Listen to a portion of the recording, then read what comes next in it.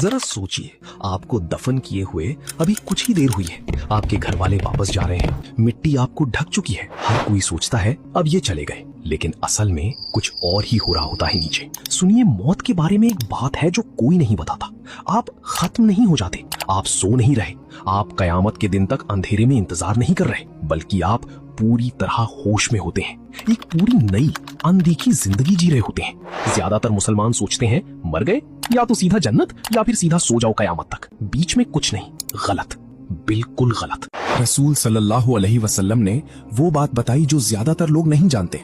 मौत और कयामत के दरमियान एक पूरी दुनिया है जिसे बरज़ख कहते हैं, यानी एक रुकावट। 7 स्टेजेस हैं, हर रूह उनमें से गुजरती है और आप हर एक में पूरी तरह होश में होते हैं। ये सब कुछ सही बुखारी और सही मुस्लिम की हदीसों से आया है। रसूल सल्लल्लाहु अलैहि वसल्लम ने हर स्टेज को तफसील से बताया, डराने के लिए नहीं, तैयार करने के लिए, जब तक हमारे पास वक्त है। आइए मैं आपको ले चलता हूँ 7 स्टेजेस में। आखिर तक आपको पता चल जाएगा कि आपका क्या इंतजार कर रहा है और अभी से कैसे तैयारी करनी है। स्टेज 1, उतरना, द डिसेंट। एक मिसाल लेते हैं, नाम रख लीजिए आहान। आहान को गुजरे 3 दिन हो चुके हैं। उसके घर वालों ने उसे कब्र में उतारा, नमाज़े जनाजा पढ़ी, रोई और वापस चले गए। लेकिन आहान खत्म नहीं हुआ, उसके साथ कुछ और शुरू हुआ। उसकी रूह वापस उसके जिस्म की तरफ खिंच रही है। जिंदगी जैसा नहीं, बल्कि कुछ और ही।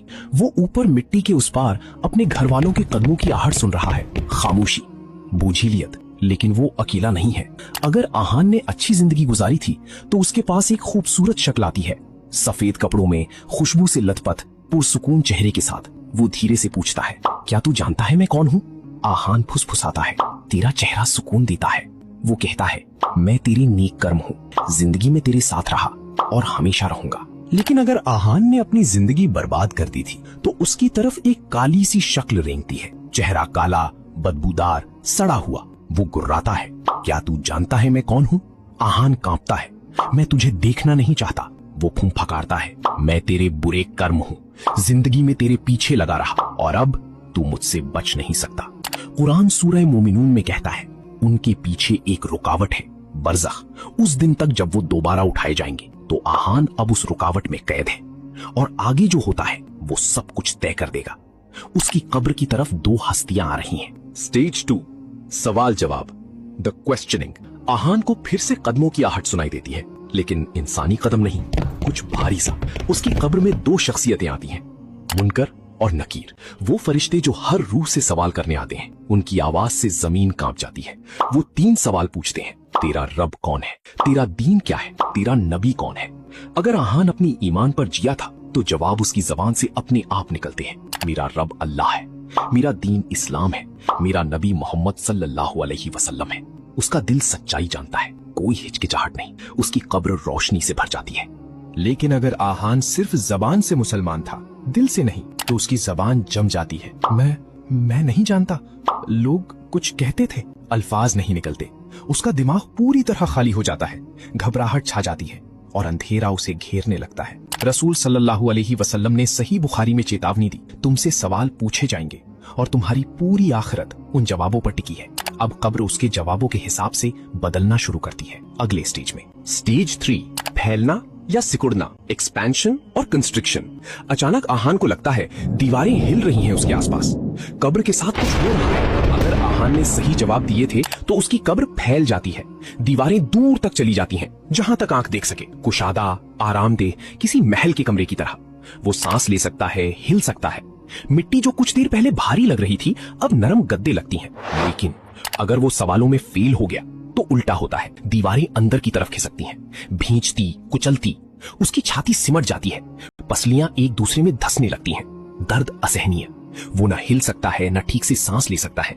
जमीन खुद उसे सजा दे रही है। रसूल सल्लल्लाहु अलैहि वसल्लम ने सही मुस्लिम में फरमाया, यहाँ तक कि नेक इंसान को भी पहले एक हल्की सी भी भींच, थोड़ी सी घुटन महसूस होती है, इंसानियत की याद दिलाने के लिए, और फिर वो खुल जाती है, माँ की गोद की तरह। एक ही जमीन, 2 बिल्कुल अलग हकीकतें। आपके अमल तय करते हैं कि आपका कौन सा हिस्सा बनेगा। स्टेज 4, रोशनी या अंधेरा, लाइट और डार्कनेस। आहान की आंखें अब उसके आसपास ढल गई हैं और फिर वो कुछ देखता है। अगर आहान ने 5 वक्त की नमाज पढ़ी, सदका दिया, लोगों की मदद की, तो उसकी कब्र नरम सुनहरी रोशनी से भर जाती है, सूरज उगने जैसी। उसका हर नेक काम रोशनी बनकर उसे घेर लेता है। वो साफ देख सकता है, गर्मी और सुकून महसूस करता है। लेकिन अगर वो नमाज छोड़ता था, झूठ बोलता था, तौबा किए बिना लोगों को दुख पहुंचाता था, तो उसके चारों तरफ घना अंधेरा छा जाता है। गाढ़ा, दम घोटू, वो अपने हाथ भी नहीं देख सकता। अंधेरा उस पर भारी पत्थर की तरह चढ़ जाता है। उसका हर गुनाह वो अंधेरा बनता है जो उसे छोड़ता नहीं। कुरान सूरा नूर में कहता है, अल्लाह अपनी रोशनी की तरफ जिसे चाहता है रहनुमाई करता है, और जिसके लिए अल्लाह ने रोशनी ना बनाई हो उसके लिए कोई रोशनी नहीं। आप जिंदगी में जो कुछ करते हैं वो आपकी कब्र में रोशनी या अंधेरा बनता है। हर चुनाव मायने रखता है, हर नमाज गिनती में आती है, हर झूठ अंधेरे में एक बूंद डाल देता है। स्टेज 5, आराम या अजाब, कंफर्ट और टॉर्मेंट। अब आहान उस हकीकत में बैठा है जो उसके अमल ने बनाई। फिर उसकी कब्र में एक खिड़की खुलती है। वो उसके जरिए कुछ देखता है। अगर आहान ने अच्छी जिंदगी गुजारी तो वो उस खिड़की के जरिए जन्नत देखता है। बाग, नहरें, खूबसूरती जिसकी कोई सिफत नहीं की जा सकती, वो उसकी खुशबू सूंघता है। गुलाब और कस्तूरी और एक मिठास जैसी कभी नहीं जानी। हर सांस उसे खुशी से भर देती है। ये उसका झलकी है, उसका वादा। उसके दिल में सुकून छा जाता है। लेकिन अगर वो नाकाम रहा तो एक अलग खिड़की खुलती है, जहन्नम की आग। वो आग के शोले देखता है। उसके चेहरे पर गर्मी महसूस होती है। वो जलते हुए गोश्त और गंधक की बदबू सूंघता है। दहशत उसे अपनी गिरफ्त में ले लेती है। ये उसकी झलकी है, उसकी चेतावनी। वो मुंह फेरने की कोशिश करता है लेकिन फेर नहीं सकता। खिड़की खुली रहती है। रसूल सल्लल्लाहु अलैहि वसल्लम ने सही बुखारी में फरमाया, मोमिन की कब्र जन्नत के बागों में से एक बाग बन जाती है और गुनहगार की कब्र जहन्नम के गड्ढों में से एक गड्ढा बन जाती है। अभी इस वक्त लोग अपनी कब्रों में इन हकीकतों से गुजर रहे हैं। उनका जिस्म तो मिट्टी में मिल गया लेकिन उनकी रूह पूरी तरह होश में है। आपके लिए कौन सी खिड़की खुलेगी? स्टेज 6, बरज़ख में इंतजार, वेटिंग इन बारज़ख। आहान को अपनी कब्र गए 800 साल हो चुके हैं लेकिन उसे इसका पता नहीं। अगर आहान सुकून में है तो ये 800 साल उसे दोपहर की झपकी जैसे लगते हैं। वक्त पलों की तरह गुजर जाता है। वो आराम से है, जन्नत के ख्वाब देख रहा है, उसकी खुशबू सूंघ रहा है और कयामत के दिन का सब्र से इंतजार कर रहा है। कोई तकलीफ नहीं, बस सुकून भरा आराम। लेकिन अगर आहान अजाब में है तो हर एक लम्हा उसे बेहद लंबा लगता है।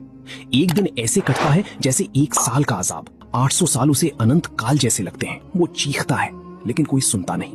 वो बिल्कुल अकेला, बिल्कुल कटा हुआ। दर्द रुकता नहीं, गर्मी कम नहीं होती, अंधेरा नहीं हटता।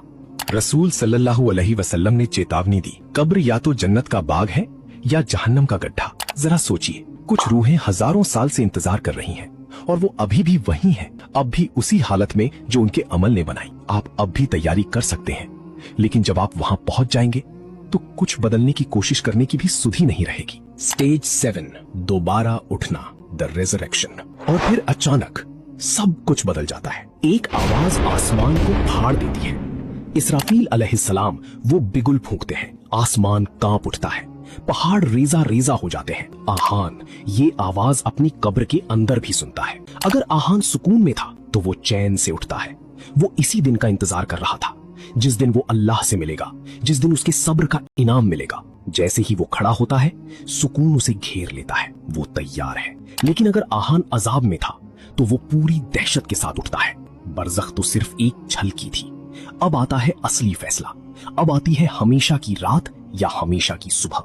जिससे वो कब्र में डरता था वो अब हमेशा के लिए पक्की होने वाली है। रसूल सल्लल्लाहु अलैहि वसल्लम ने सही बुखारी में फरमाया, लोग उसी हालत में उठाए जाएंगे जिसमें वो मरे थे। मोमिन सुकून में, काफिर दहशत में, बिना जूते बिना कपड़े के भी, लेकिन इतने मशगूल होंगे कि उन्हें अपने नंगे होने का एहसास तक नहीं होगा। हर वो रूह जो कभी जिंदा थी उसी लम्हे उठ खड़ी होती है। अरबों लोग सब एक ही हकीकत की तरफ देख रहे होंगे, कयामत शुरू हो चुकी है। बरज़ख के 7 स्टेजेस यहाँ खत्म होते हैं। आपकी हमेशा की जिंदगी शुरू होती है। ये 7 स्टेजेस हर एक इंसान का इंतजार कर रही हैं। कोई एक्सेप्शंस नहीं, कोई छूट नहीं। रसूल सल्लल्लाहु अलैहि वसल्लम ने फरमाया, कब्र आखिरत की पहली मंजिल है। जो इससे सही सलामत निकल गया उसके बाद आने वाला हर मुकाम आसान है। तो आज अपने आप से पूछिए, जब वो फरिश्ते आएंगे तो आपके जवाब क्या होंगे? क्या आपकी कब्र खुलेगी या सिकुड़ेगी? आपके चारों तरफ रोशनी होगी या